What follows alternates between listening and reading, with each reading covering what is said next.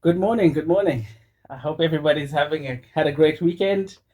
Monday, we're back at it. Monday is such an important day. Why? Because Monday is undefeated. If you have the worst week of your life, you go into the weekend, Monday's still coming, you still got to pick yourself up and you got to go, right?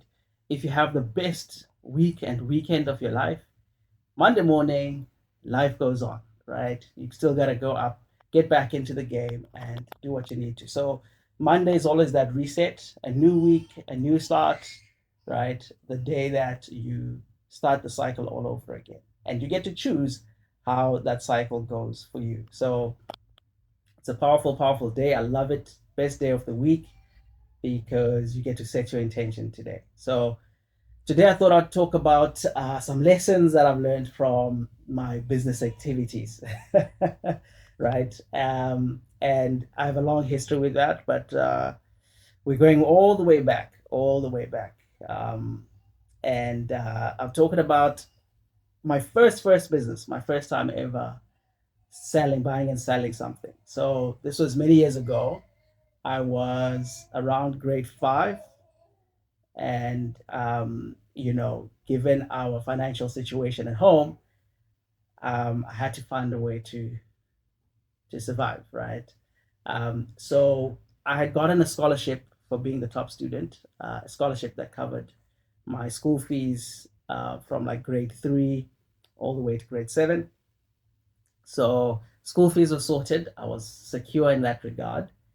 But then it came down to I needed pocket money, right? I needed pocket money. So I spoke to my mom and I said, hey, I want to sell some chocolate sweets at school, right? I don't know where the idea came from. I don't remember where. Um, I do remember we had a school tuck shop. I did volunteer there and work there. And that was my first encounter with a bit of corruption, the school tuck shop, right? Where the kids who are paying sometimes they're not paying attention, and the kids in the tuck shop are pocketing the difference, right? Yeah. So if you don't get change, they're pocketing the change. If you say you want three things, but then they give you two, So I remember that encounter was eye opening, to say the least. And I but anyways, I started my own thing selling sweets, competing with the ladies who stood at the fence, right? Because they sold sweets, um, scones, that kind of thing. But now I was in class. So, anyways, I wasn't thinking too much about it. I just remember thinking I needed money, right? So my mom would buy these chocolate biscuits. So these are biscuits with chocolate coating, and I would sell them in class, and it's a simple enough business, but it can get complicated very quickly, right? So I started selling, buying and selling, buying and selling. So I had to make sure that at the end of the day or at the end of the week or midweek, um, typically Wednesday, Thursday, I have enough money to give my mom to go buy the chocolate biscuits that I would sell the following week, because she went to work. Friday was my last day to get her to go there and buy, because she would buy them when she went to work. So I had to make sure I'd sell and sell and sell. But the challenge is when you're selling one product every day, people kind of get tired of it. And what ends up happening in the beginning is you have this rush of sales. And I started thinking, oh, I'm going to make a lot of money, right? I'm just going to keep selling, keep selling, keep selling. But demand kind of just started going down a little bit. The market was saturated. I'd sold as much as I could, and at that time I was just selling in my class, right? So I had to now come up with ways to sell, because I was having a problem where if I had leftover chocolate biscuits, I walked back home, right, a few kilometers in the sun, they would melt, it would be a problem, so I needed to get rid of them because I end up eating them if they melted, right? And that meant sometimes I didn't have enough profit because I didn't sell enough to cover the cost of the biscuits, right? My cost of sales. And So I had to solve that problem. So how did I solve that? I started selling milk chocolate biscuits, chocolate milk biscuits, or milk biscuits. But it was coated with milk chocolate, and then I had the chocolate coated ones, right? So there was some variety, and people were like, "Oh, this is grade five, right? Oh, I like milk chocolate. It's better than the chocolate." And others are like, "No, chocolate is better than milk chocolate," right? I'm just selling in the middle, right? And that really helped my business because now I had people. If you liked chocolate biscuits, you bought those, you took a break, you come back and buy. So maybe some people will buy twice a week, some will buy three times a week, right? Others would switch from chocolate biscuits to milk chocolate biscuits, and so variety made a big difference there. And but again, you start hitting some sort of ceiling, right? Where sales aren't just like pushing through. And I remember grade six now, I got some partners involved, right? My friend, my childhood friend, I think this is my oldest childhood friend, Odin, he he he was reminding me the other day, uh, you know, he helped me sell a few chocolates, and you know, but I think Odin was more worried about the ladies. So selling chocolate biscuits, I don't think was gonna help him out much. So he didn't continue for long. Then I had a guy called Savior, and Savior was a comrade, a proper comrade. Savior refused to get payment from me. He loved selling for the sake of selling. So he started going to other classes, and selling for me, or helping me get customers there. So he could say, you'd go there, talk to them, and then when I show up with the biscuits, sometimes I would arrive at school and then people are like, oh, where are the biscuits? Where are the biscuits? Because Xavier had, spoken about it and done the marketing for me, basically. I didn't know about that right at the time. I'm just thinking, oh, people are loving my product. So yeah, to the point where now grade seven, my appetite is growing. I'm 12 years old. I'm hungry all the time. So I started doing this thing where myself, Xavier couldn't come with, but Geoffrey, myself and Geoffrey and Odin sometimes would go into the city, would take a taxi into the city, and go to Chicken Chicken Inn. Yeah, Chicken Inn in Harare at Joiner Center. So here's the funny thing.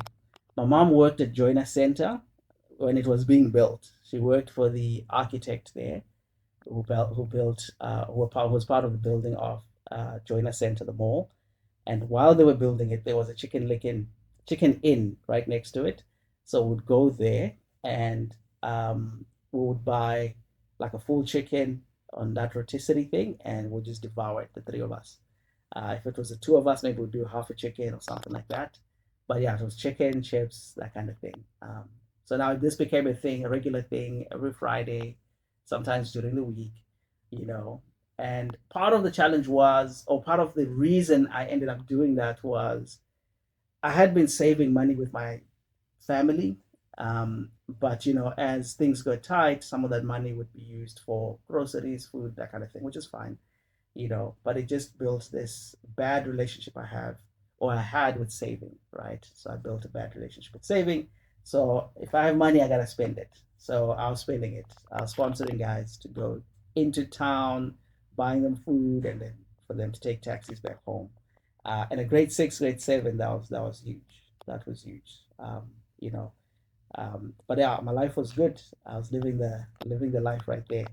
But yeah, some of the lessons I learned in my business at that time, you got to have variety, and because monotony kind of kills your business, right? So you got to have a variety of products, a variety of services, and that's why you'll find there's five different types of milk in every store, right? And milk is milk. They probably all have the same producer. So if you look at the milk that Checkers makes, ShopRite has, Pick and Pay has, you might find that they're coming from the same set of suppliers, right?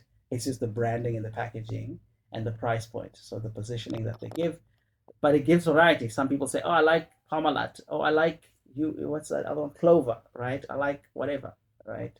the store brands, and depending on whether there's an actual difference in the ingredient, um, it could be the same thing that you're purchasing, right?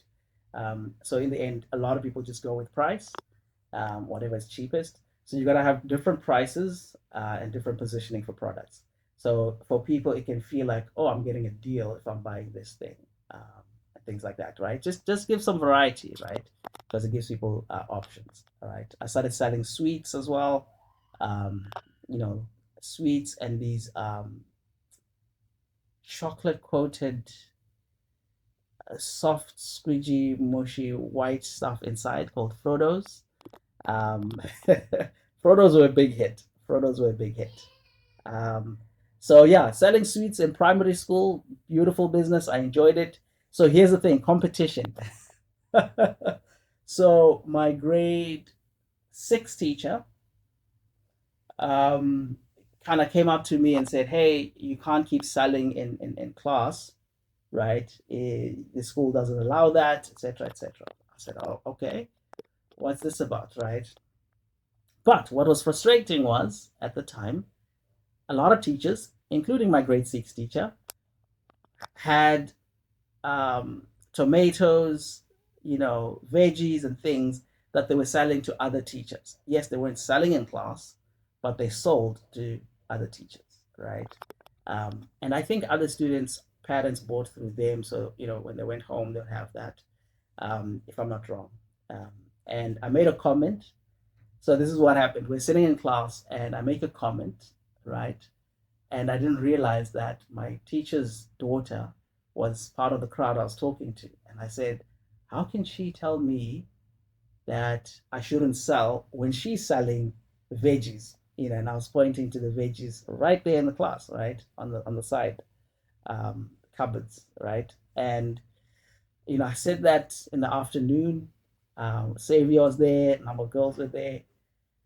I come back in the morning and it's like, oh, you're in trouble. I said, what did I do now? And she called me to the class. She said, I'm so disappointed in you. This is in front of everybody. I'm so disappointed in you. And, I thought you were a bright person and da da da da da, da, right? She gave me the talking to, and, I did my apologies. So, anyways, I started selling in other classes, and my classmates outsell outside class, right? I just didn't sell inside the class because, it was becoming a bit of a ruckus. And but competition, right? You're gonna have to deal with competition in your business, and sometimes competition is because you're competing in the exact same space. Just find a different space.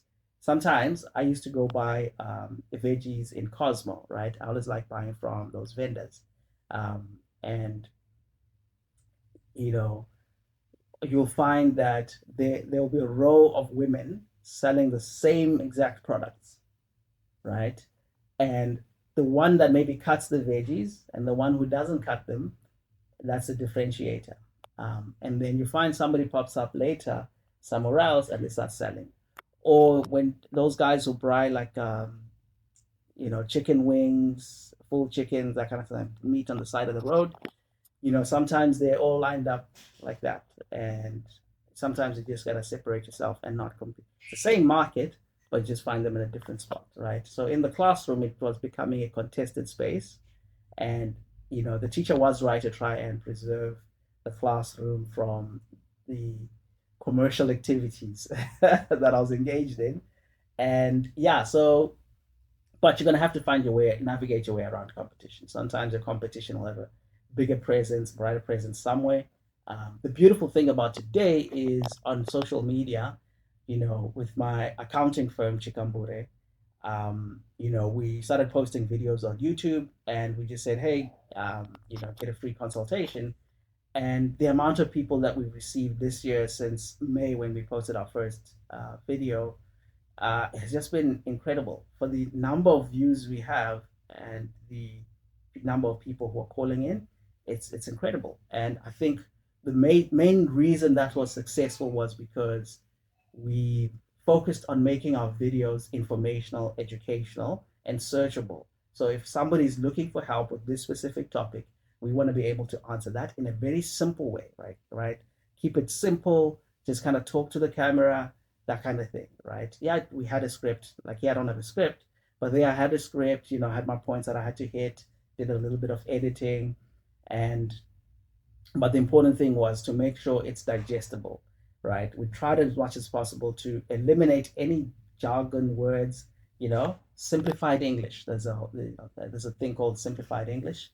And when you're writing emails, you want to use simplified English, English that everybody would understand.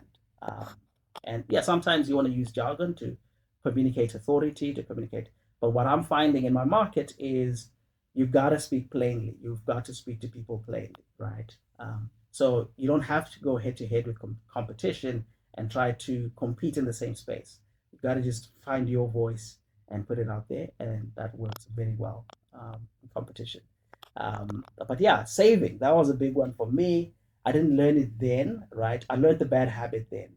The bad habit was because I'd saved for so long in my life up until that point. I'm in grade six. And the money ended up going to household stuff. I didn't get to feel that, hey, I bought myself a pair of shoes. When I wanted a pair of shoes and I asked, can I take the money from the piggy bank? So up until that point in my life, I hadn't experienced the pleasurable emotions that come from saving, right? So, for example, I never got to save enough to actually buy myself a pair of shoes that I wanted, to buy myself a pair of clothing that I wanted, or to buy a CD that I wanted, right? When I would go into the piggy bank, or when I would say, Mom, I want to buy something on the piggy bank, it's like, no, you must save your money. Cool, no problem. But when we needed to buy food, right, as a child, you're not thinking about these things. When we needed to buy food, we went into the piggy bank, right, my piggy bank. And so because I just became detached from saving, and it took me years. As an adult, that's when I really had to sit down and say. I think when I started moving into the accounting space, that's when I realized, okay, I've got to be serious about saving, right? I think before that, I was making money, just spending and spending and spending, right? I kind of, I think the turning point was one day I took out 20 grand that I'd had from some stock shares that I earned, and so I had actually 50 grand that I had, and my wife and I said, okay, cool, we're gonna buy some furniture, some stuff, and we're gonna do a family holiday, stuff like that. And we said, okay, cool, the money's in the account, and I think that was like maybe a Tuesday when the money landed in my account, and we we then woke up, not woke up, but like when I checked on it the next week, I think it was a Monday, Tuesday again.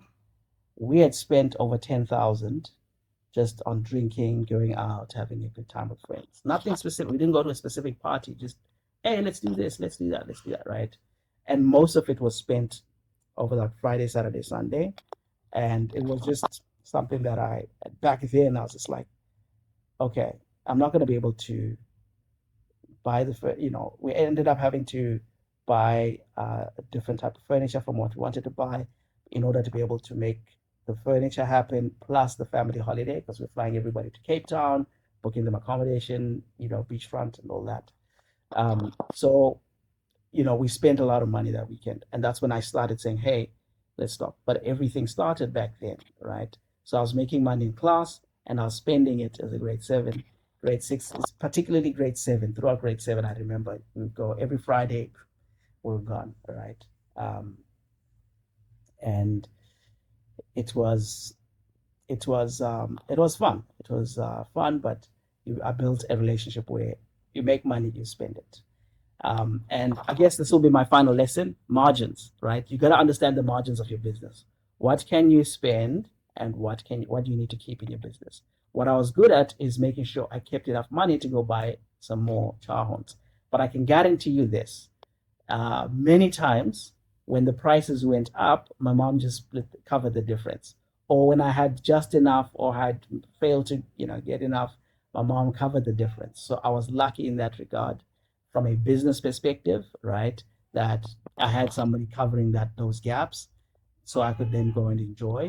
But if she wasn't there, I would have had to be very strict and serious about what are we spending and what are we spending it on, right? How much are we saving and all that. But I mean, I was grade six, so I was having a good time. I'm just thinking about it from a business perspective, looking back on it, right? And yeah, so I think tomorrow I'll talk about my next business.